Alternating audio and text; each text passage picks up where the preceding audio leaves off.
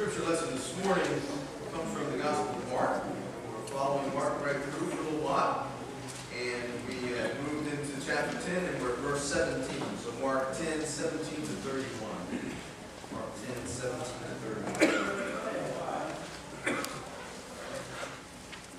Let's listen to the word of God as given to us by the Gospel writer Mark. As Jesus was setting out on a journey, a man ran up and knelt before him and asked him, "Good teacher, what must I do to inherit eternal life?" Jesus said to him, "Why do you call me good? No one is good but God alone. You know the commandments. You shall not murder. You shall not commit adultery. You shall not steal. You shall not bear false witness. You shall not defraud. Honor your father and mother."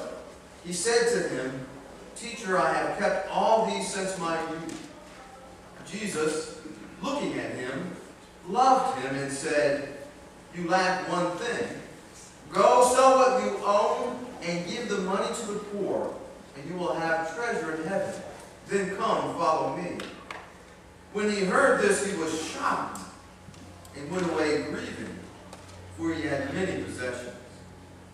Then Jesus looked around and said to his disciples, "How hard it will be for those who have wealth to enter the kingdom of God." And the disciples were perplexed at these words. But Jesus said to them again, "Children, how hard it is to enter the kingdom of God. It is easier for a camel to go through the eye of a needle than for someone who is rich to enter the kingdom of God." They were greatly astounded and said to one another, "Then who can be saved?" Jesus looked at them and said, "For mortals it is impossible, but not for God. For God all things are possible." Peter began to say to him, "Look, we have left everything to follow you."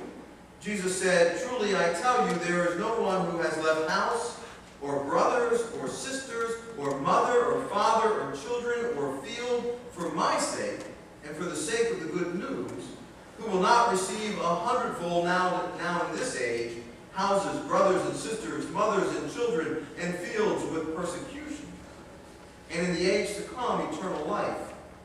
But many who are first will be last, and the last will be first." This is the word of God for the people. Thanks be to God.